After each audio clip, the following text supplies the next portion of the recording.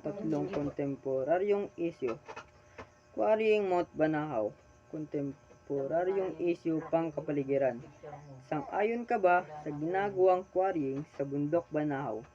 Para sa akin ay hindi, dahil ito ay makakasira sa kalikasan at magsasanhi ng landslide at maaaring matabunan ang bayan na malapit rito, at ito ay nakakadulot ng pagbaha.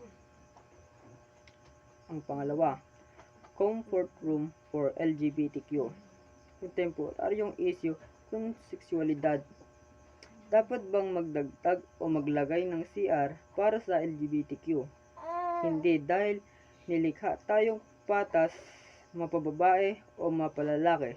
Dahil kahit anong gawin nating pagpapalit sa ating katawan, ayon pa rin ang ating kasarian, babae ay sa babae at lalaki ay sa lalaki pa rin. Pangatlo, agawan ng teritoryo sa West Philippine Sea. Kontemporaryong isyu pang-politikal. Pangkapayapaan. Sang-ayon ka ba na dapat ipaglaban ng bansang Pilipinas ang karapatan niya sa West Philippine Sea?